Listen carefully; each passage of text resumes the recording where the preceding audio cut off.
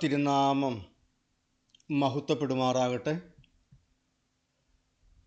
ഈ ശുശ്രൂഷയിലായിരിക്കുന്ന മാതാപിതാക്കൾ, സഹോദരീ സഹോദരങ്ങൾ, നിങ്ങൾക്കെല്ലാവർക്കും കർത്താവായ യേശുക്രിസ്തുവിൻ്റെ പരിശുദ്ധമായ നാമത്തിൽ ഞങ്ങളുടെ സ്നേഹവന്ദനം അറിയിക്കുകയാണ്. വീണ്ടും ദൈവസന്നിധിയിൽ ഒരുമിച്ചായിരിക്കാനും തിരുവചനത്തിൽ നിന്ന് ധ്യാനിക്കുവാനും തക്കവണ്ണം അനുഗ്രഹിക്കപ്പെട്ടതായ ഒരവസരം നമുക്ക് ദൈവം നൽകി തന്നു.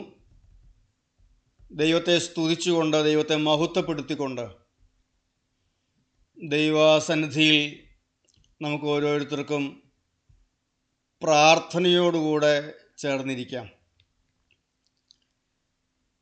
നമ്മൾ ഇന്നു മുതലൊരു പുതിയ വിഷയം ധ്യാനിക്കുവാനും പഠിക്കുവാനുമായിട്ട് ആരംഭിക്കുകയാണ്. യെഹെസ്കേൽ പ്രവാചകൻ്റെ പുസ്തകം 1-ാം അധ്യായം ഒന്ന് പഠിക്കണം എന്നുള്ളതായൊരു ചിന്തയോടെയാണ് ഞാൻ നിൽക്കുന്നത്. അധികം ചിന്തിക്കുകയോ പഠിക്കുകയോ ചെയ്തിട്ടില്ലാത്തതായ ഒരു വിഷയമാണ്. അല്പം ആഴമേറിയ ഒരു വിഷയമാണ്. വിശാലമായി കിടക്കുന്നതായൊരു വിഷയമാണ്. കുറേയേറെ ക്ലാസ്സുകൾ എടുത്താൽ മാത്രമേ അത് ചിന്തിച്ച് തീർക്കുവാനായിട്ട് കഴിയുകയുള്ളൂ.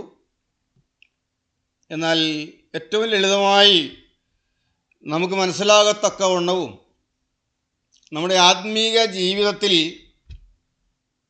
അത്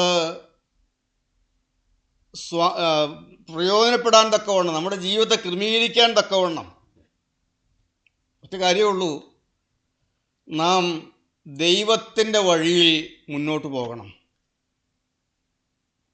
നമ്മുടെ കൂട്ടായ്മ ദൈവ വഴിയിൽ മുന്നോട്ട് പോകുന്ന ഒരു ആത്മീക രംഗമായി മാറണം.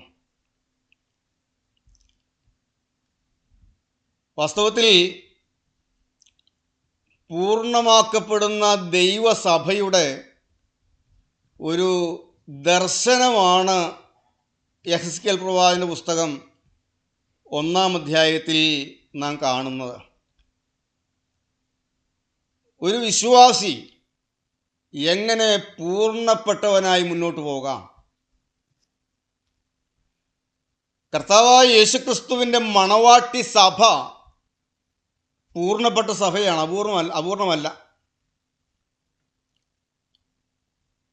അപ്പോൾ നാം നിത്യ സ്വർഗരാജ്യത്തിൻ്റെ അവകാശികളായി തീരണമെങ്കിൽ, ക്രിസ്തുവിൻ്റെ മണവാട്ടിയായി തീരണമെങ്കിൽ എങ്ങനെ ജീവിക്കണം എന്നുള്ളതായ കാര്യങ്ങളാണ് ഈ വേദഭാഗത്തിലൂടെ നമുക്ക് ലഭിക്കുന്നതായ ആലോചന. നമുക്ക് പ്രാർത്ഥനയോടെ ആ വിഷയത്തിലേക്ക് പ്രവേശിക്കാം. യെഹെസ്കേൽ പ്രവാചകൻ്റെ പുസ്തകം 1-ാം അധ്യായം. നിങ്ങൾ ബൈബിളുള്ളവരെല്ലാവരും ആ പുസ്തകം ഒന്ന് മറിച്ചെടുക്കണം.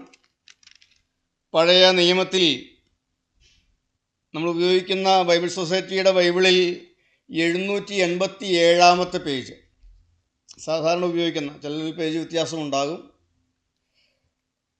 യെഹെസ്കേൽ പ്രവാചകൻ്റെ പുസ്തകം 1-ാം അധ്യായം 28-ാം വാക്യത്തിൻ്റെ അവസാനത്തെ ഭാഗം മാത്രം നമുക്കൊന്ന് വായിക്കാം. യഹോവയുടെ മഹത്വത്തിന്റെ പ്രത്യക്ഷത ഇങ്ങനെയായിരുന്നു കണ്ടത്. അത് കണ്ടിട്ട് ഞാൻ കവിണ്ണു വീണു. സംസാരിക്കുന്ന ഒരുത്തന്റെ ശബ്ദവും ഞാൻ കേട്ടു. ഒരു വാക്കുകൂടെ നമുക്ക് പ്രാർത്ഥിക്കാം. യഹോവയുടെ മഹത്വത്തിൻ്റെ പ്രത്യക്ഷത ഇങ്ങനെയായിരുന്നു ഞാൻ കണ്ടത്. അത് കണ്ടിട്ട് ഞാൻ കവിണ്ണു വീണു. സംസാരിക്കുന്ന ഒരുത്തൻ്റെ ശബ്ദവും ഞാൻ കേട്ടു. കർത്താവേ, ഞങ്ങൾ ഈ വചന ശുശ്രൂഷയിൽ പങ്കെടുക്കുമ്പോൾ ഞങ്ങൾ മനുഷ്യരെ ആരെയും കാണാനല്ല,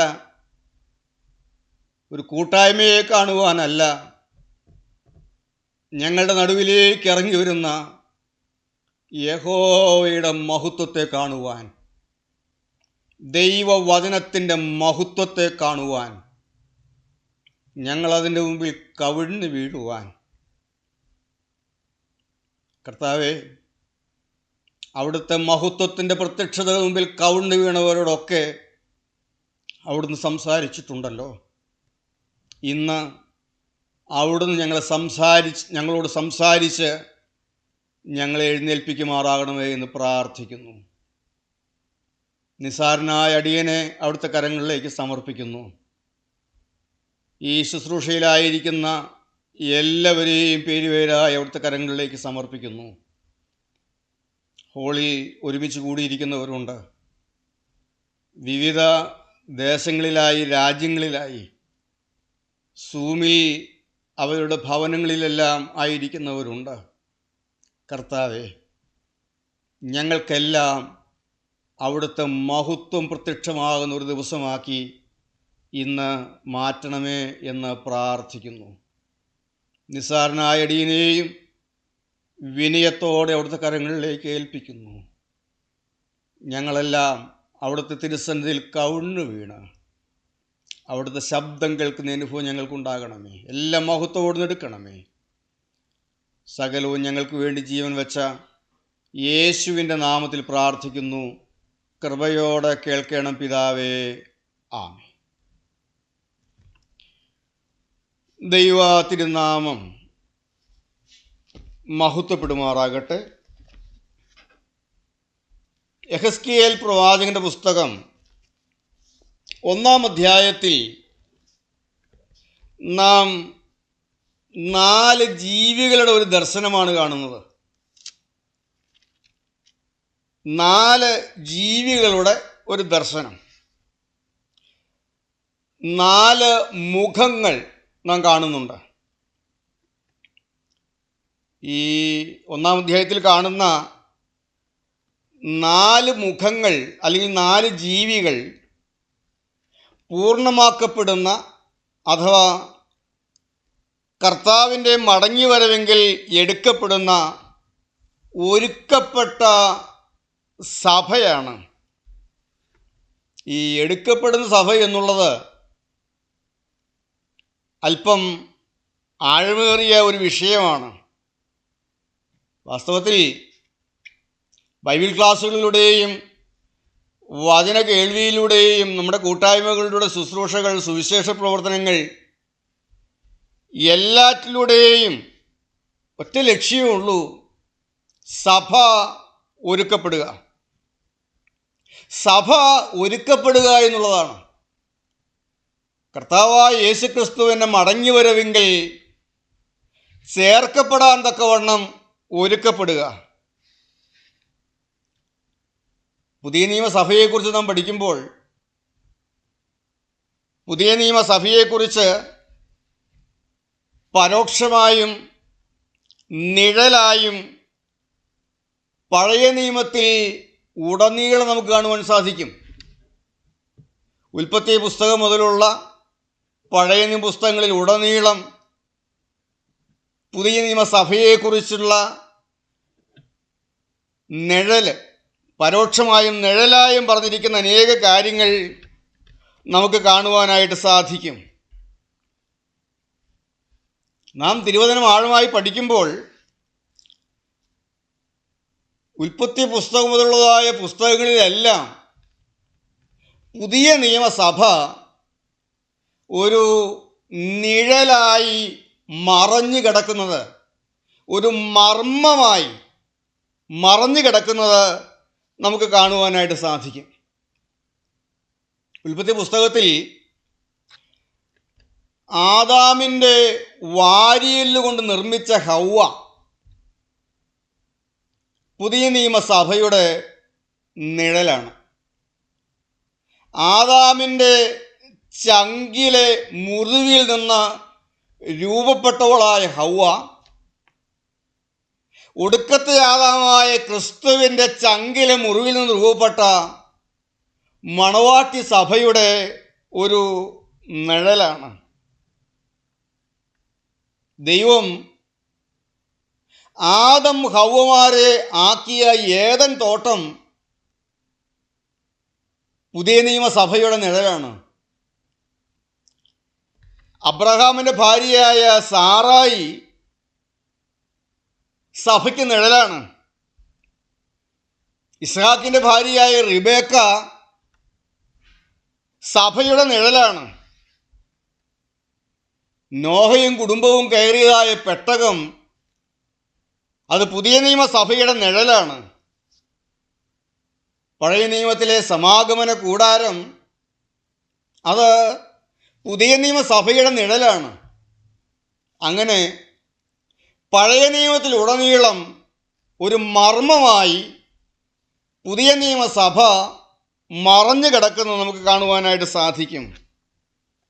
ഇങ്ങനെയുള്ളതായ കൂട്ടത്തിൽ പഴയ നിയമത്തിൽ പറഞ്ഞിരിക്കുന്ന ഒന്നാണ് യെഹെസ്കേൽ പ്രവാചകന്റെ പുസ്തകത്തിൽ 1-ാം അധ്യായത്തിൽ കാണുന്ന 4 ജീവികളുടെ ദർശനം. വായിച്ച തിരുവചന ഭാഗം യഹോവയുടെ മഹത്വത്തിൻ്റെ പ്രത്യക്ഷത എന്ന് പറഞ്ഞാൽ സഭയെക്കുറിച്ചുള്ള ഒരു വെളിപ്പാട് പ്രവാചകന് ലഭിക്കുകയാണ്.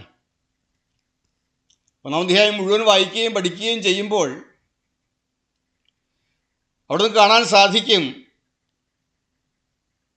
5 അനുഭവങ്ങളുടെ നടുവിൽ 4 ജീവികളുടെ സാദൃശ്യം കാണുന്നു. അത് മുഴുവൻ വായിക്കുമ്പോൾ നമുക്ക് മനസ്സിലാക്കാൻ സാധിക്കും.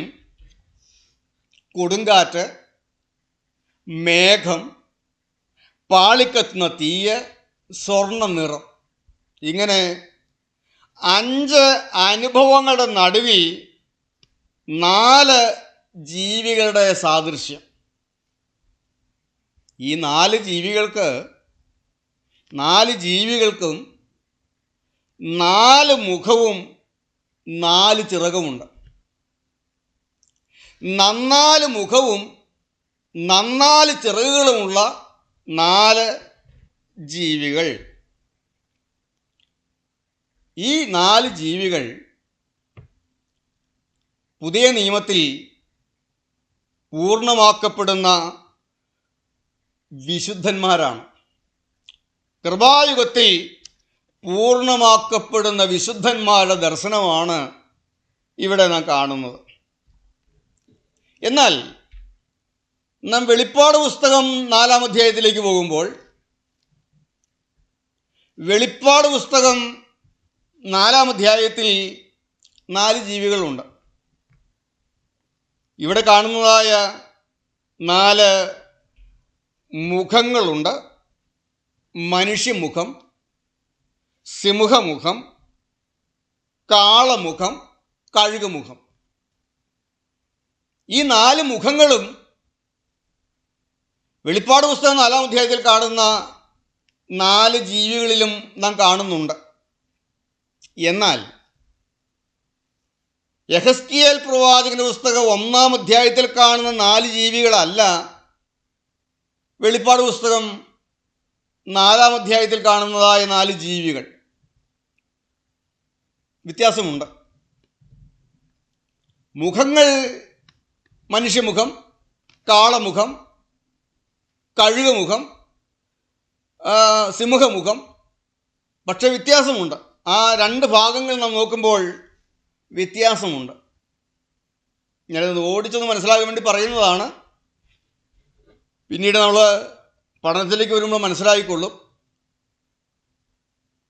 യെഹെസ്കേൽ പ്രവാചകന്റെ പുസ്തകം 1-ാം അധ്യായത്തിൽ കാണുന്നതായ 4 ജീവികൾ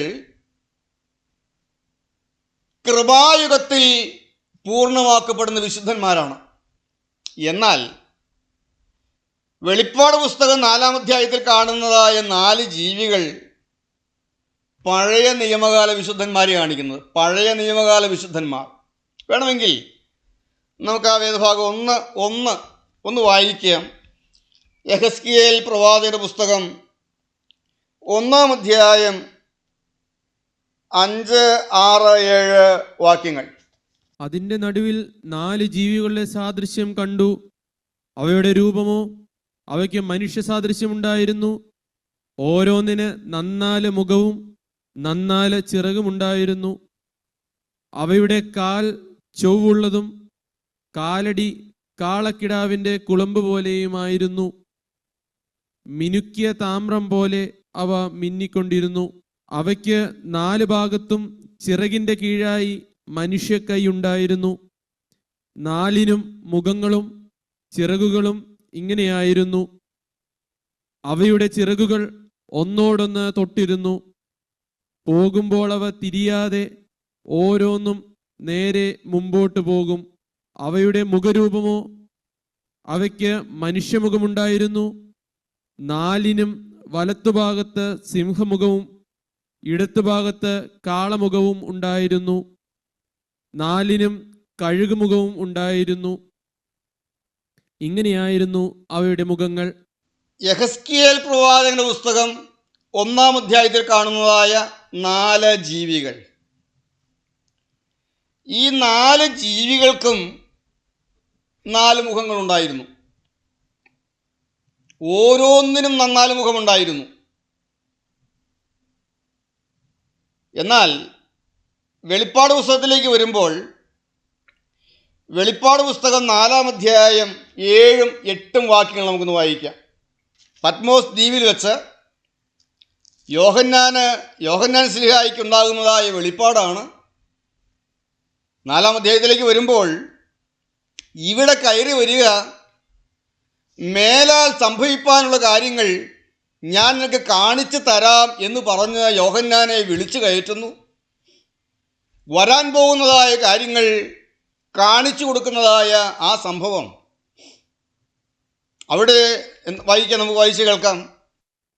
1-ാം ജീവി സിംഹത്തിന് സദൃശ്യം, 2-ാം ജീവി കാളയ്ക്ക് സദൃശ്യം, 3-ാം ജീവി മനുഷ്യനെ പോലെ മുഖമുള്ളത്, 4-ാം ജീവി പറക്കുന്ന കഴുകിന് സദൃശ്യം. 4 ജീവികളും ഓരോന്നിനും 6 ചിറകുള്ളതായി ചുറ്റിലും അകത്തും കണ്ണ് നിറഞ്ഞിരിക്കുന്നു. ഇരിക്കുന്നവനും ഇരുന്നവനും വരുന്നവനുമായി സർവശക്തിയുള്ള കർത്താവായ ദൈവം പരിശുദ്ധൻ പരിശുദ്ധൻ പരിശുദ്ധൻ എന്ന് അവർ രാപ്പകൽ വിശ്രമം കൂടാതെ പറഞ്ഞുകൊണ്ടിരിക്കുന്നു. ഈ ജീവികൾ രണ്ടും തമ്മിലുള്ളതായ വ്യത്യാസം, ഇവിടെ വെളിപ്പാട് പുസ്തകത്തിൽ കാണുന്ന ജീവികൾക്ക് ഒരു ജീവിക്ക് ഒരു മുഖമേ ഉള്ളൂ. 1-ാം ജീവി സിംഹത്തിന് സദൃശ്യം, 2-ാം ജീവി കാളമുഖം, 3-ാം ജീവി മനുഷ്യമുഖം, 4-ാം ജീവി കഴുകുമുഖം. എന്നാൽ യെഹെസ്കേൽ പ്രവാചകന്റെ പുസ്തകത്തിൽ കാണുന്ന ജീവികൾക്ക് ഓരോന്നിനും 4 മുഖമുണ്ട്. അതുപോലെ യെഹെസ്കേൽ പ്രവാചകന്റെ പുസ്തകത്തിൽ കാണുന്ന ജീവികൾക്ക് 4 ചിറകേ ഉള്ളൂ. ഇവിടെ കാണുന്നതായ ജീവികൾക്ക് 6 ചിറകുണ്ട്. അങ്ങനെ കുറേ വ്യത്യാസങ്ങൾ നാം കാണുന്നുണ്ട്.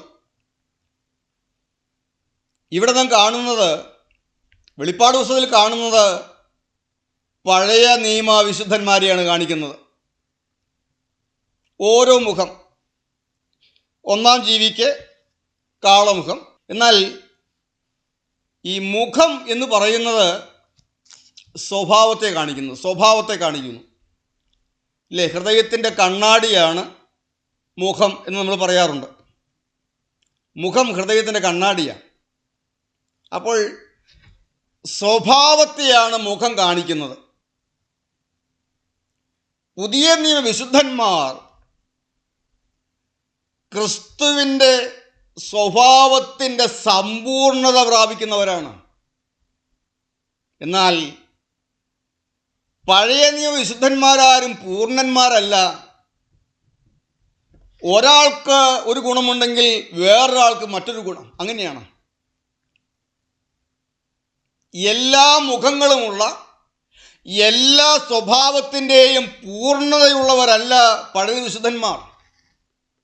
എന്നാൽ പുതിയ വിശുദ്ധന്മാർ ക്രിസ്തുവിൻ്റെ സ്വഭാവത്തിൻ്റെ സമ്പൂർണ്ണത പ്രാപിക്കുന്നവരാണ്.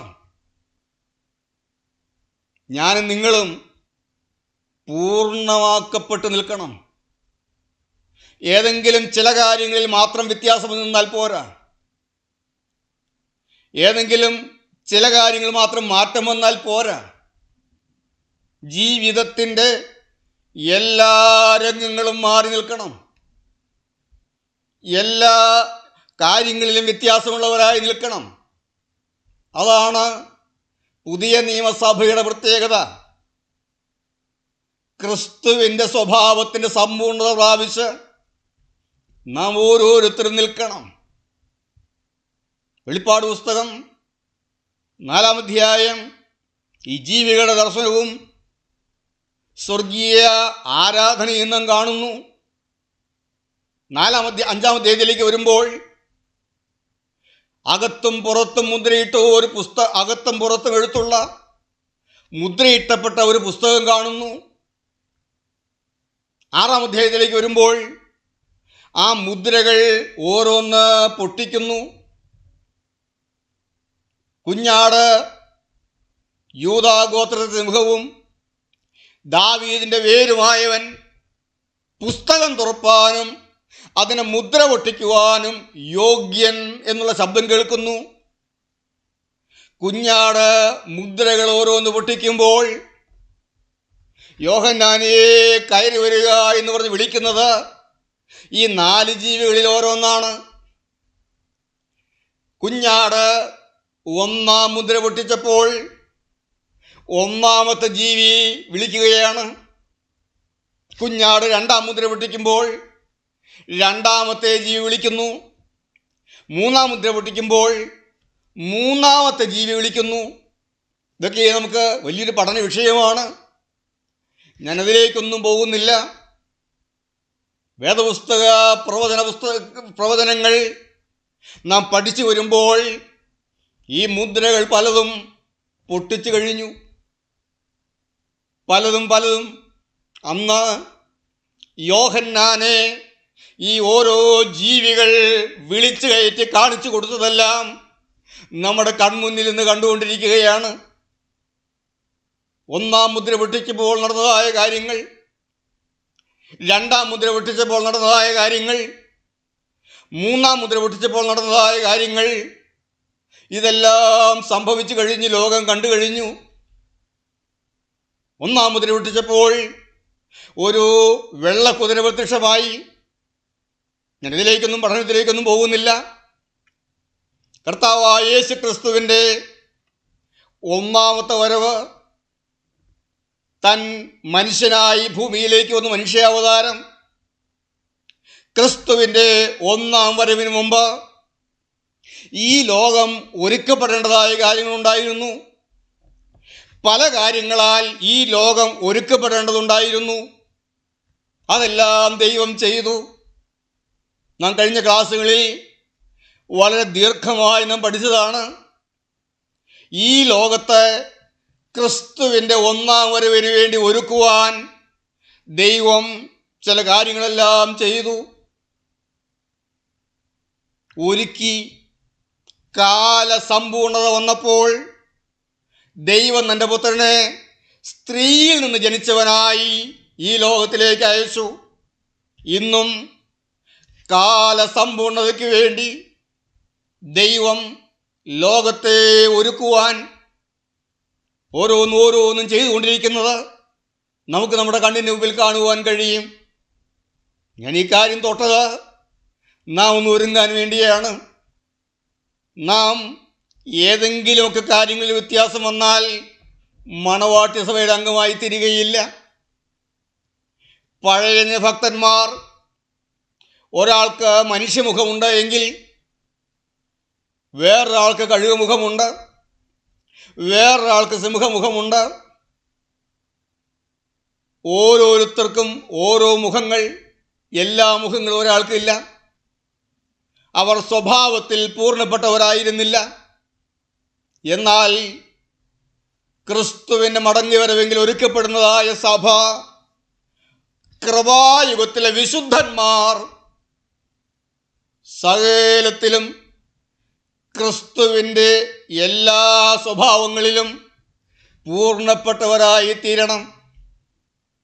ഏതെല്ലാം കാര്യങ്ങളിൽ ഈ മാറ്റം വരാനുണ്ട്. ഏതെല്ലാം കാര്യങ്ങൾ ഇനിയും ക്രമീകരിക്കാനുണ്ട്, അതെല്ലാം ബോധ്യം തരുന്നതാണ് തിരുവചന കേൾവി. നാം ഓർക്കണം, ഒരു കൂട്ടായ്മയിൽ ദൈവത്തിൻ്റെ പരിശുദ്ധാത്മാവുണ്ട് എങ്കിൽ ആ കൂട്ടായ്മയിലുള്ള ദൈവമക്കൾ പാപബോധമുള്ളവരായിത്തീരും. അവിടെ ആളുകളുടെ എണ്ണം കൂടുന്നത് കൊണ്ടോ അത്ഭുതങ്ങളും അടയാളങ്ങളും നടക്കുന്നത് കൊണ്ടോ പരിശുദ്ധാത്മാവ് ഉണ്ട് എന്ന് നാം തെറ്റിദ്ധരിക്കരുത്. ദൈവത്തിൻ്റെ പരിശുദ്ധാത്മാവ് ഒരു മനുഷ്യന് വന്നാൽ, ഒരു കൂട്ടായ്മയിൽ വന്നാൽ, ആദ്യം നടക്കുന്നത് ദൈവത്തിൻ്റെ പരിശുദ്ധാത്മാവ് പാപത്തെക്കുറിച്ചും നീതിയെക്കുറിച്ചും ന്യായവിധിയെക്കുറിച്ചും മനുഷ്യർക്ക് ബോധ്യം നൽകുന്നതാണ്. ദൈവത്തിൻ്റെ പരിശുദ്ധാത്മാവിൻ്റെ പകർച്ച ലഭിച്ചാൽ പാപബോധമുള്ളവരായി മാറും. ജീവിതത്തിൽ വന്നുപോയ പാപങ്ങൾ, മറഞ്ഞു കിടക്കുന്നതായ പാപങ്ങൾ, മറച്ച് പിടിച്ചിരിക്കുന്നതായ പാപങ്ങളെല്ലാം വെളിയിൽ വരും.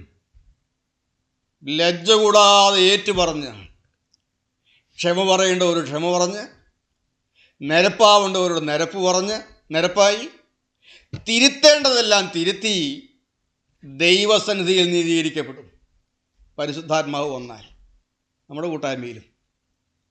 അല്ലെങ്കിൽ ഒച്ചപ്പാട് നടക്കും, ബഹളം നടക്കും, ആളും കൂടും, എല്ലാം നടക്കും, പക്ഷേ പാപബോധമുണ്ടാവുകയില്ല.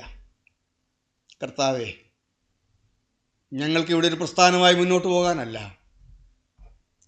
ഞങ്ങൾക്ക് ആളുകളെ കൂട്ടാനല്ല, ഞങ്ങൾക്ക് ഒരുങ്ങണം, അനേകരെ ഒരുക്കണം.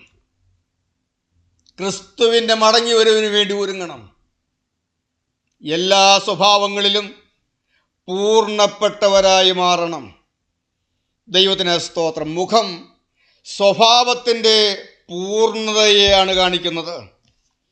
നമുക്ക് യെഹെസ്കേൽ പ്രവാചകന്റെ പുസ്തകം 1-ാം അധ്യായം ശ്രദ്ധയോടെ ഒന്ന് വായിക്കാം.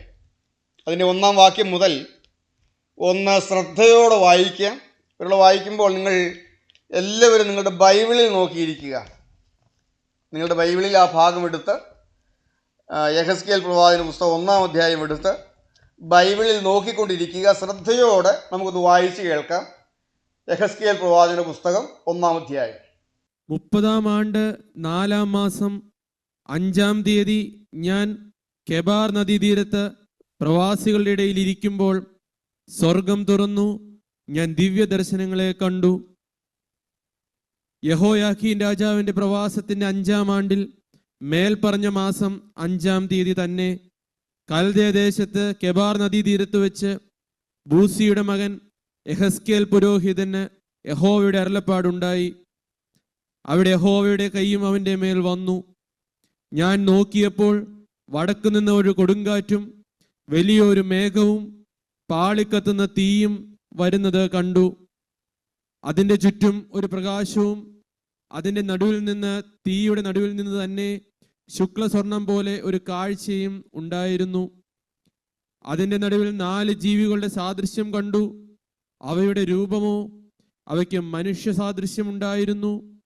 ഓരോന്നിന് 4 മുഖവും 4 ചിറകുമുണ്ടായിരുന്നു. അവയുടെ കാൽ ചൊവ്വുള്ളതും കാലടി കാളക്കിടാവിന്റെ കുളമ്പ് പോലെയുമായിരുന്നു. മിനുക്കിയ താമ്രം പോലെ അവ മിന്നിക്കൊണ്ടിരുന്നു. അവയ്ക്ക് 4 ഭാഗത്തും ചിറകിന്റെ കീഴായി മനുഷ്യക്കൈ ഉണ്ടായിരുന്നു. 4നും മുഖങ്ങളും ചിറകുകളും ഇങ്ങനെയായിരുന്നു. അവയുടെ ചിറകുകൾ ഒന്നോടൊന്ന് തൊട്ടിരുന്നു. പോകുമ്പോൾ അവ തിരിയാതെ ഓരോന്നും നേരെ മുമ്പോട്ട് പോകും. അവയുടെ മുഖരൂപമോ അവയ്ക്ക് മനുഷ്യമുഖമുണ്ടായിരുന്നു. 4നും വലത്തുഭാഗത്ത് സിംഹമുഖവും ഇടത്തുഭാഗത്ത് കാളമുഖവും ഉണ്ടായിരുന്നു. 4നും കഴുകുമുഖവും ഉണ്ടായിരുന്നു. ഇങ്ങനെയായിരുന്നു അവയുടെ മുഖങ്ങൾ. അവയുടെ ചിറകുകൾ മേൽഭാഗം വിടർന്നിരുന്നു. ഈ 2 ചിറക് തമ്മിൽ തൊട്ടും ഈ 2 ചിറക് കൊണ്ട് ശരീരം മറച്ചും ഇരുന്നു. അവ ഓരോന്നും നേരെ മുമ്പോട്ട് പോകും. പോകുമ്പോൾ അവ തിരിയാതെ ആത്മാവിന് പോകേണ്ടി ഇടത്തേക്ക് തന്നെ പോകും. ജീവികളുടെ നടുവിൽ കത്തിക്കൊണ്ടിരിക്കുന്ന തീക്കനൽ പോലെയും പന്തങ്ങൾ പോലെയും ഒരു കാഴ്ചയുണ്ടായിരുന്നു. അത് ജീവികളുടെ ഇടയിൽ സഞ്ചരിച്ചുകൊണ്ടിരുന്നു. ആ തീ തേജസ്സുള്ളതായിരുന്നു. തീയിൽ നിന്ന് മിന്നൽ പുറപ്പെട്ടുകൊണ്ടിരുന്നു. ജീവികൾ മിന്നൽ പോലെ അങ്ങോട്ടും ഇങ്ങോട്ടും ഓടിക്കൊണ്ടിരുന്നു. ഞാൻ ജീവികളെ നോക്കിയപ്പോൾ നിലത്ത് ജീവികളുടെ അരികെ 4 മുഖത്തിനും നേരെ ഓരോ ചക്രം കണ്ടു. ചക്രങ്ങളുടെ കാഴ്ചയും പണിയും പുഷ്പരാഗത്തിന്റെ കാഴ്ച പോലെയായിരുന്നു. അവയ്ക്ക് 4നും ഒരു ഭാഷ തന്നെയായിരുന്നു. അവയുടെ കാഴ്ചയും പണിയും ചക്രത്തിൽ കൂടി മറ്റൊരു ചക്രമുള്ളതുപോലെ ആയിരുന്നു. അവയ്ക്ക് 4 ഭാഗത്തേക്കും പോകാം, തിരിവാൻ ആവശ്യമില്ല. അവയുടെ വട്ട് പൊക്കമേറിയതും ഭയങ്കരവുമായിരുന്നു. 4ന്റെയും വട്ടുകൾക്ക് ചുറ്റും അടുത്തടുത്ത് കണ്ണുണ്ടായിരുന്നു. ജീവികൾ പോകുമ്പോൾ ചക്രങ്ങളും ചേരെ തന്നെ പോകും. ജീവികൾ ഭൂമിയിൽ നിന്ന് പൊങ്ങുമ്പോൾ ചക്രങ്ങളും പൊങ്ങും. ആത്മാവിന് പോകേണ്ടിയിടത്തൊക്കെയും അവ പോകും. ജീവികളുടെ ആത്മാവ് ചക്രങ്ങളിലായിരുന്നതുകൊണ്ട് ചക്രങ്ങൾ അവയോടുകൂടെ പൊങ്ങും. ജീവികളുടെ ആത്മാവ് ചക്രങ്ങളിലായിരുന്നതുകൊണ്ട് അവ പോകുമ്പോൾ ഇവയും പോകും. അവ നിൽക്കുമ്പോൾ ഇവയും നിൽക്കും. അവ ഭൂമിയിൽ നിന്ന് പൊങ്ങുമ്പോൾ ചക്രങ്ങളും അവയോടുകൂടി പൊങ്ങും. ജീവികളുടെ തലയ്ക്കുമീതെ ഭയങ്കരമായ ഒരു പളുങ്ക് പോലെയുള്ള ഒരു വിധാനത്തിന്റെ രൂപം ഉണ്ടായിരുന്നു. അത് അവയ്ക്ക് തലയ്ക്കുമീതെ വിരിഞ്ഞിരുന്നു. വിധാനത്തിന്റെ കീഴെ അവയുടെ ചിറകുകൾ നേർക്കുനേരെ വിടർന്നിരുന്നു. അതതിന്റെ ശരീരത്തെ ഈ ഭാഗവും ആ ഭാഗവും മൂടുവാൻ ഓരോന്നിനും ഈ രണ്ടുണ്ടായിരുന്നു. അവ പോകുമ്പോൾ ചിറകുകളുടെ ഇരച്ചിൽ വലിയ വെള്ളത്തിന്റെ ഇരച്ചിൽ പോലെയും സർവശക്തന്റെ നാദം പോലെയും ഒരു സൈന്യത്തിന്റെ ആരവം പോലെയും ഉള്ള മുഴക്കമായി ഞാൻ കേട്ടു. നിൽക്കുമ്പോൾ അവ ചിറക് താഴ്ത്തും. അവയുടെ തലയ്ക്ക് മീതെയുള്ള വിധാനത്തിന്മേൽ നിന്ന് ഒരു നാദം പുറപ്പെട്ടു. നിൽക്കുമ്പോൾ അവ ചിറക് താഴ്ത്തും. അവയുടെ തലയ്ക്ക് മീതെയുള്ള വിധാനത്തിന്റെ മീതെ നീലക്കല്ലിന്റെ കാഴ്ച പോലെ സിംഹാസനത്തിന്റെ രൂപവും സിംഹാസനത്തിന്റെ രൂപത്തിന്മേൽ അതിനു മീതെ മനുഷ്യ സാദൃശ്യത്തിൽ ഒരു രൂപവും ഉണ്ടായിരുന്നു. അവന്റെ അര മുതൽ മേലോട്ട് അതിനകത്ത് ചുറ്റും തീക്കൊത്ത ശുക്ല സ്വർണം പോലെ ഞാൻ കണ്ടു. അവന്റെ അര മുതൽ കീഴോട്ട് തീ പോലെ ഞാൻ കണ്ടു. അതിന്റെ ചുറ്റും പ്രകാശവും ഉണ്ടായിരുന്നു. അതിന്റെ ചുറ്റുമുള്ള പ്രകാശം മഴയുള്ള ദിവസത്തിൽ മേഘത്തിൽ കാണുന്ന വില്ലിന്റെ കാഴ്ച പോലെയായിരുന്നു. യഹോവയുടെ മഹത്വത്തിന്റെ പ്രത്യക്ഷത ഇങ്ങനെയായിരുന്നു കണ്ടത്. അത് കണ്ടിട്ട് ഞാൻ കവിണ്ണു വീണു. സംസാരിക്കുന്ന ഒരുത്തന്റെ ശബ്ദവും ഞാൻ കേട്ടു. യഹോവയുടെ മഹത്വത്തിൻ്റെ പ്രത്യക്ഷത ഇങ്ങനെയായിരുന്നു കണ്ടത്. അത് കണ്ടിട്ട് ഞാൻ കവിണ്ണു വീണു. സംസാരിക്കുന്ന ഒരു ശബ്ദവും ഞാൻ കേട്ടു. 3 കാര്യങ്ങൾ. 1, യഹോവയുടെ മഹത്വത്തിൻ്റെ പ്രത്യക്ഷത താൻ കണ്ടു. 2, കണ്ട ഉടനെ കവിണ്ണു വീണു. 3, കവിണ്ണു വീണപ്പോൾ സംസാരിക്കുന്ന ശബ്ദം കേട്ടു. യഹോവയെക്കുറിച്ചുള്ള വെളിപ്പാട് ലഭിക്കുമ്പോൾ, ദൈവ മഹത്വം വെളിപ്പെടുമ്പോൾ, ആത്മീക സത്യങ്ങൾ, തിരുവചന സത്യങ്ങൾ നമുക്ക് വെളിപ്പെടുത്തപ്പെട്ട് കിട്ടുമ്പോൾ നാം അതിനു മുമ്പിൽ സാഷ്ടാംഗം വീഴണം. ദൈവത്തിൻ്റെ വചനം നമ്മുടെ ഉള്ളിൽ ഒരു വെളിവ് തരുമ്പോൾ, ഒരു വെളിച്ചമായി കടന്നു വരുമ്പോൾ, നാം ആരാണ് എന്ന് കാണാനുള്ളൊരു വെളിവ് വചനത്തോട് ലഭിക്കുമ്പോൾ, ദൈവ മഹത്വം നമുക്ക് വെളിപ്പെടുമ്പോൾ, നാം ആ വെളിപ്പാടിന് മുമ്പിൽ സാഷ്ടാംഗം വീഴണം, സമർപ്പിക്കണം, കീഴ്പ്പെടുന്ന ഒരവസ്ഥ. നമുക്ക് ലഭിക്കുന്നതായ, നമ്മോട് ഇടപെടുന്നതായ ദൈവവചനത്തിന് കീഴ്പ്പെടുന്ന ഒരവസ്ഥ നമുക്കുണ്ടാകണം. അങ്ങനെ സമർപ്പിക്കുന്ന ഒരവസ്ഥയുള്ളവരോടാണ് ദൈവം സംസാരിക്കുകയുള്ളൂ. അവരാണ് ദൈവ ശബ്ദം ലഭിക്കുന്നത്. അവർക്കാണ് ദൈവ ശബ്ദം ലഭിക്കുന്നത്. യെഹെസ്കേൽ പ്രവാചകൻ ഈ ദർശനം കാണുന്നത് ബാബേലിൽ വെച്ചാണ്. 30-ാം ആണ്ട് 4-ാം മാസം 5-ാം തീയതി ഞാൻ കേബാർ നദീതീരത്ത് പ്രവാസികളുടെ ഇടയിൽ ഇരിക്കുമ്പോൾ സ്വർഗം തുറന്ന് ഞാൻ ദിവ്യ ദർശനങ്ങളെ കണ്ടു. ബാബേൽ പ്രവാസത്തിലായിരിക്കുമ്പോഴാണ് ഈ ദർശനം കാണുന്നത്. ബാബേൽ പ്രവാസം നാം ചിന്തിച്ച് നിങ്ങൾ ഓർക്കുന്നുണ്ടാകും. ഇസ്രായേൽ ജനം ബാബിലോണിൽ പ്രവാസികളായിരിക്കുന്നതായ ആ കാലം ബാബേലിൽ വെച്ചാണ് ഈ ദർശനം കാണുന്നത്. ബാബേൽ എന്ന് മാത്രം പറഞ്ഞാൽ പോരാ, കേബാർ നദീതീരത്തിരിക്കുമ്പോൾ. ഈ ബാബേൽ എന്ന് വെച്ചാൽ എന്താണ്? ബാബേൽ എന്ന പേരിൻ്റെ അർത്ഥം എന്താണ്? ഓർക്കുന്നുണ്ടോ ആരെങ്കിലും? ബാബേൽ എന്ന പേരിൻ്റെ അർത്ഥം എന്താണ്? നമുക്കറിയാം, ബാബേൽ ഗോപുരം, കലക്കം എന്നാണ് അതിൻ്റെ അർത്ഥം. ബാബേൽ എന്ന പേരിൻ്റെ അർത്ഥം കലക്കം എന്നാണ്. ബാബേൽ പ്രവാസത്തിലായിരിക്കുമ്പോൾ, വാസ്തവത്തിൽ ഞാനും നിങ്ങളും ഇന്ന് ജീവിക്കുന്നതായ ഈ ലോകത്തിന് നിഴലാണ്. നമ്മളിവിടെ പ്രവാസികൾ, അന്യരും പരദേശികളുമാണ്, പ്രവാസികളാണ്. നമ്മുടെ സ്വന്തം നാടല്ല ഇത്.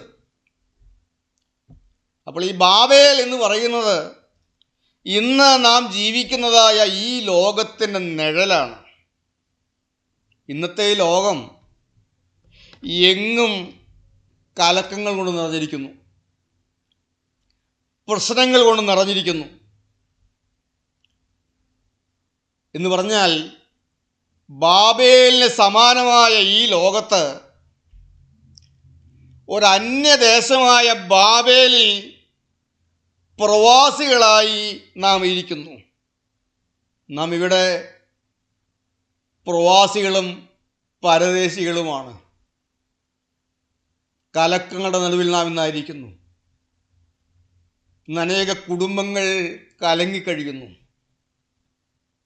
ഏത് രംഗങ്ങളിലേക്ക് നോക്കിയാലും ഇളക്കങ്ങൾ, കലക്കങ്ങൾ, ഒരു ശാന്തത, ഒരു സ്വസ്ഥത എവിടെയുണ്ട്? ഇന്ന് നാം ഓരോരുത്തരും ഈ വാക്കുകളെ കേട്ടുകൊണ്ടിരിക്കുമ്പോൾ നമ്മുടെ ജീവിതത്തിലേക്ക് നോക്കണം. കർത്താവേ, ഞാൻ ബാബേലിലാണല്ലോ ആയിരിക്കുന്നത്. ഞാൻ ബാബേലിൽ പ്രവാസിയായിരിക്കുന്നു. എന്നും കലങ്ങി മറിയുകയാണ് ജീവിതം. ഒരു ശാന്തത കിട്ടുന്നില്ല, ഒരു തെളിമ കിട്ടുന്നില്ല, ഒരു വ്യക്തത കിട്ടുന്നില്ല. ഒന്ന് മാറിയാൽ വേറൊന്ന്. കലങ്ങി മറിഞ്ഞു കഴിയുന്ന മനുഷ്യൻ പ്രശ്നങ്ങളാലും ഭാരങ്ങളാലും രോഗങ്ങളാലും കടബാധ്യതകളാലും കലങ്ങി മറിഞ്ഞു കഴിഞ്ഞ ജീവിതം. ഒന്ന് ശാന്തമായി എല്ലാം ഒന്ന് തെളിഞ്ഞു നോക്കുമ്പോൾ വേറെ എന്തെങ്കിലും വീണ് പിന്നെയും കലങ്ങുന്നു. കർത്താവേ, ഞാൻ കലക്കങ്ങളുടെ നടുവിൽ കിടക്കുന്നവനാണ്. ഞാൻ കലക്കങ്ങളുടെ നടുവിൽ കിടക്കുന്നവളാണ്. ബാബേലിൽ ഞാനായിരിക്കുന്നു. ഇവിടെ ബാബേലിൽ വെച്ച ഈ ദർശനം കണ്ടു എന്നല്ല പറയുന്നത്. ജീവിതത്തിൽ കലക്കങ്ങളും ഭാരങ്ങളും പ്രയാസങ്ങളും ഒക്കെ വന്നതുകൊണ്ട് സ്വർഗീയ ദർശനം കിട്ടിക്കൊള്ളണമെന്നില്ല. കേബാർ നദി തീരത്തെ ഇരിക്കുമ്പോൾ, കേബാർ എന്ന് പറഞ്ഞാൽ, കേബാർ എന്ന വാക്കിൻ്റെ അർത്ഥം ചേർന്നിരിക്കുക എന്നാണ്. കൂടിച്ചേരുക, ചേർന്നിരിക്കുക എന്ന് പറഞ്ഞാൽ ബാബേലിന് സമാനമായ ഈ ലോകത്തിൽ ദൈവത്തോട് ചേർന്നിരിക്കുമെങ്കിൽ വെളിപ്പാട് ലഭിക്കും, ദർശനം ലഭിക്കും. ദൈവം നമ്മോട് ഇടപെടും.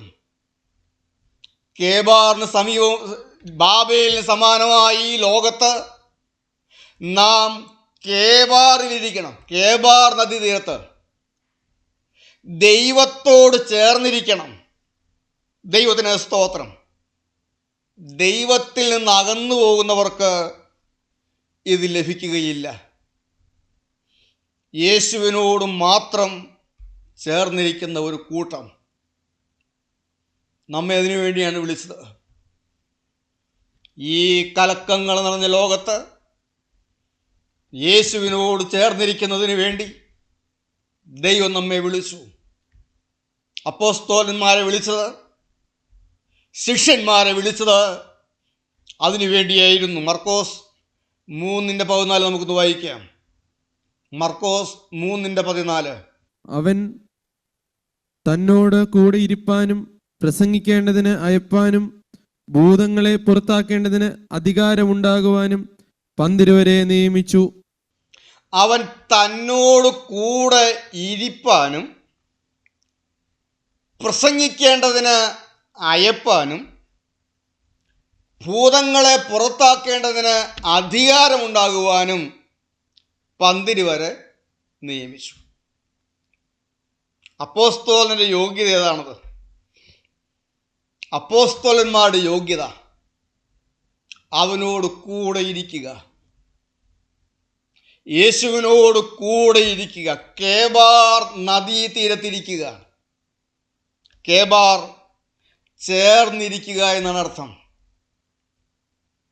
ബാബേലിൽ കേബാർ നദീതീരത്തിരിക്കുന്നവൻ സ്വർഗീയ അരുളപ്പാട് പ്രാപിക്കുന്നു, സ്വർഗീയ ദർശനങ്ങൾ പ്രാപിക്കുന്നു. ദൈവത്തോട് ചേർന്നിരിക്കുന്ന ഒരു ദൈവദാസന് വേണ്ടി അവൻ്റെ ആവശ്യങ്ങളുടെ നടുവിൽ സ്വർഗം തുറക്കുന്ന ഒരു അനുഭവമുണ്ട്. ദൈവത്തിന് സ്തോത്രം. സ്വർഗം തുറക്കുന്ന ഒരു അനുഭവമുണ്ട്.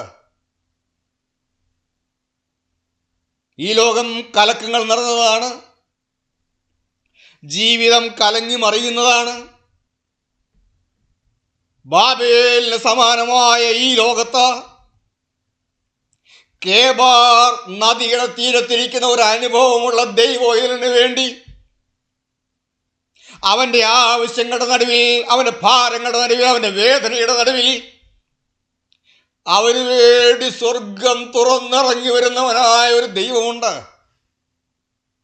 ദൈവത്തിന് സ്തോത്രം. എന്നെ സമയം കടന്നുപോയല്ലോ. ഞാൻ ഇവിടെ നിർത്താൻ ആഗ്രഹിക്കുകയാണ്.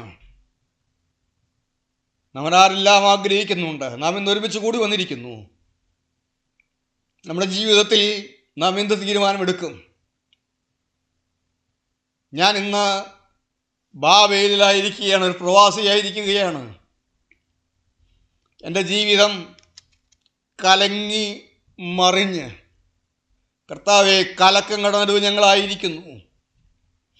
എൻ്റെ കുടുംബത്തിൽ കലക്കങ്ങളുണ്ട്. എൻ്റെ ബിസിനസ്സിൽ കലങ്ങി മറിഞ്ഞ അനേക വിഷയങ്ങളുണ്ട്.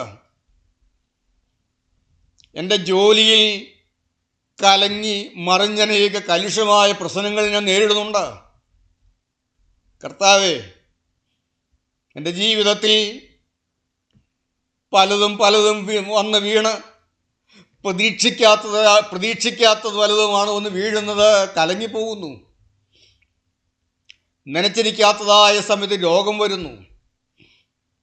മക്കൾ, അവരുടെ സ്വഭാവം, അവരുടെ കൂട്ടുകെട്ടുകൾ, അവരുടെ പോക്ക് ഉള്ളം വേദനിക്കുന്നു. ഒന്ന് ജീവിതത്തിലേക്ക് നോക്കുമോ? നമ്മുടെ ഓരോരുത്തരുടെയും ജീവിതത്തിലേക്ക് നോക്കുമോ? എവിടെയെല്ലാമാണ് കലങ്ങിക്കിടക്കുന്നത്? നമ്മുടെ ചുറ്റുപാടുകളിലേക്ക് നോക്കുമോ? രാഷ്ട്രീയ രംഗങ്ങൾ കലങ്ങിക്കിടക്കുന്നു, സാമ്പത്തിക രംഗങ്ങൾ കലങ്ങിക്കിടക്കുന്നു. എല്ലാം കലക്കങ്ങൾ, ആത്മീയ രംഗങ്ങൾ കലങ്ങിക്കിടക്കുന്നു. കർത്താവേ, ഞാൻ ഈ ബാബേൽ പ്രവാസത്തിലാണല്ലോ ആയിരിക്കുന്നത്. കേബാറിൻ്റെ തീരത്തേക്ക് കടന്നു വരുമോ? ചേർന്നിരിക്കാൻ, യേശുവിനോട് ചേർന്നിരിക്കാൻ നമുക്ക് കിട്ടിയ വിളി അതാണ്. അവനോട് കൂടെ ഇരിക്കാൻ. എന്തെല്ലാം കലക്കങ്ങൾ വന്നാലും, ജീവിതം എങ്ങനെയെല്ലാം കലങ്ങി മറിഞ്ഞതാണെങ്കിലും യേശുവിനോട് ചേർന്നിരിക്കുമ്പോൾ നമ്മുടെ മുമ്പിൽ സ്വർഗം തുറക്കുന്നു. 30-ാം ആണ്ട് 4-ാം മാസം 5-ാം തീയതി ഞാൻ കേവാർ നദീതീരത്ത് പ്രവാസികളുടെ ഇടയിലിരിക്കുമ്പോൾ സ്വർഗം തുറന്നു. സ്വർഗം തുറന്നു. സ്വർഗം തുറന്നു. കർത്താവേ, ഈ നിസ്സാരനായ എൻ്റെ മുമ്പിൽ സ്വർഗം തുറക്കുന്നു. കർത്താവേ, ഒരു യോഗ്യതയുമില്ലാത്ത, ഒരർഹതയുമില്ലാത്ത എൻ്റെ മുമ്പിൽ സ്വർഗം തുറക്കുന്നു. സ്വർഗീയമായ വെളിപ്പാട് ലഭിക്കുന്നു. ഞാനും നിങ്ങളും അങ്ങനെ മുന്നോട്ട് പോകാൻ ദൈവം ആഗ്രഹിക്കുകയാണ്. എങ്ങനെയെങ്കിലും ജീവിക്കുകയല്ല, എങ്ങനെയെങ്കിലും ക്രിസ്തീയ നയിക്കുകയല്ല, ആരെയെങ്കിലും നോക്കിക്കൊണ്ടുകൊണ്ട് നടക്കുകയല്ല. എൻ്റെ മുമ്പിൽ സ്വർഗം തുറന്നു തരുന്ന ഒരു ദൈവമുണ്ടെങ്കിൽ ചേർന്നിരുന്നുകൂടെ? അവൻ്റെ അരിയിൽ ഇരുന്നുകൂടെ? ഞാൻ ഇന്ന് രാവിലെയും കർത്താവിനോട് പ്രാർത്ഥിച്ചു, കർത്താവേ, നിൻ്റെ അരിയിൽ ഇരിക്കുന്നതായ സമയം ഞാൻ വർദ്ധിപ്പിച്ചു കൊള്ളാം. എൻ്റെ യേശുവിനോട് ചേർന്നിരിക്കുന്നതായ സമയം ഞാൻ വർദ്ധിപ്പിച്ചു കൊള്ളാം. മറ്റ് പലതിനും ചെലവഴിക്കുന്നതായ സമയങ്ങളില്ലേ, വേണ്ട എന്ന് വയ്ക്കുക. അവനോട് ചേർന്നിരിക്കാൻ തീരുമാനിക്കുക. യേശുവിനോട് ചേർന്നിരിക്കാൻ തീരുമാനിക്കുക. മറ്റെല്ലാ ആശ്രയങ്ങളും വിടുക. യേശുവിനോട് ചേർന്നിരിക്കാൻ സമർപ്പിക്കുക. പ്രാർത്ഥനാ സമയം കൂട്ടുവാൻ തീരുമാനിക്കുക. ഉപവാസവും പ്രാർത്ഥനയും വർദ്ധിക്കട്ടെ. സ്വർഗം തുറന്ന് നമുക്ക് വേണ്ടതെല്ലാം പറഞ്ഞു തരുന്ന ഒരു ദൈവമുണ്ട്. നേരായ വഴിയിൽ നടത്തുന്ന ഒരു ദൈവമുണ്ട്. നമ്മെ ദൈവത്തിൻ്റെ തികവുള്ള വഴിയിൽ നടത്തുന്ന ഒരു ദൈവമുണ്ട്. നമ്മോട് ഇടപെടുന്ന ഒരു ദൈവമുണ്ട്. നമുക്ക് ആലോചന തരുന്നതായൊരു ദൈവമുണ്ട്. നമ്മോട് സംസാരിക്കുന്നതായൊരു ദൈവമുണ്ട്. അവൻ്റെ സ്നേഹം നമ്മുടെ മേൽ പകർന്നു തരുന്നതായൊരു ദൈവമുണ്ട്. സ്വർഗം തുറന്നു. ഞാൻ ദിവ്യദർശനങ്ങളെ കണ്ടു. കേട്ടു വായിക്കുമ്പോൾ 5 കാര്യങ്ങൾ കാണുന്നുണ്ട്. ദൈവങ്ങൾ വരുന്നുവെങ്കിൽ നമുക്ക് വരുന്ന ദിവസം ചിന്തിക്കാം. നമുക്ക് തികഞ്ഞവരായി മാറണം. നാം കേട്ടുകേട്ട് പറയാൻ പോകുന്നവരാകരുത്. നാം ആരെങ്കിലും പറഞ്ഞു കേട്ട് ഈ വഴി നിൽക്കുന്നവരാകരുത്. അവൻ്റെ മഹിമ കണ്ട സാക്ഷികളായി. മുസ്ലിം പറയുന്നുണ്ടല്ലോ, ഞങ്ങളിത് നിങ്ങളോട് അറിയിക്കുന്നത് നിർമ്മിത കഥകളെ പ്രമാണിച്ചിട്ടല്ല, അവൻ്റെ മഹിമ കണ്ട സാക്ഷികളായി. സ്വർഗീയ ദർശനപ്രകാരം ഓരോന്നും വരുമ്പോൾ കേബാറിൻ്റെ തീരത്തിരുന്ന് സ്വർഗീയ ദർശനങ്ങൾ പ്രാപിച്ച്, ദൈവത്തിൽ നിന്ന് ആലോചനകൾ പ്രാപിച്ച്, ദൈവവചനത്തിൽ നിന്ന് ആലോചനകൾ പ്രാപിച്ച് തികഞ്ഞവരായി നിൽക്കുവാൻ, കർത്താവിൻ്റെ മടങ്ങിവരവിൽ ഒരുക്കപ്പെടുന്നവരായി നിൽക്കുവാൻ ദൈവകരങ്ങളിലേക്ക് നമ്മെ സമർപ്പിക്കാം. നമ്മുടെ കണ്ണുകളെ അടയ്ക്കാം. കരുണയുള്ള ഞങ്ങളുടെ ദൈവമേ, സ്നേഹനിധിയായ ഞങ്ങളുടെ സ്വർഗീയ പിതാവേ, അടിയങ്ങൾക്ക് ഇന്ന് നൽകി തന്ന ഈ കൂടിവരവനായി ഞങ്ങളങ്ങയെ സ്തുതിക്കുന്നു, ഞങ്ങളങ്ങയെ വാഴ്ത്തുന്നു. കർത്താവേ, ഞങ്ങളുടെ ജീവിതത്തിൽ എന്തെല്ലാം ഞങ്ങൾ നേരിടേണ്ടി വന്നാലും ഞങ്ങൾ കേബാറിൻ്റെ തീരത്തിരിക്കുന്ന അനുഭവം, ഞങ്ങളുടെ ദൈവത്തോട് ചേർന്നിരിക്കുന്ന അനുഭവം, ഞങ്ങളുടെ മുമ്പിൽ സ്വർഗം തുറക്കുന്ന അനുഭവം ഞങ്ങൾക്ക് നാൾ തോറും തന്ന് ഞങ്ങളെ നടത്തണമേ എന്ന് പ്രാർത്ഥിക്കുന്നു. എല്ലാവരെയും അവിടെ നിന്ന് അനുഗ്രഹിക്കണമേ. എല്ലാ മഹത്വത്തോടും എടുക്കണമേ. യേശുവിൻ്റെ നാമത്തിൽ പ്രാർത്ഥിക്കുന്നു. കൃപയോടെ കേൾക്കണം പിതാവേ. ആമേൻ.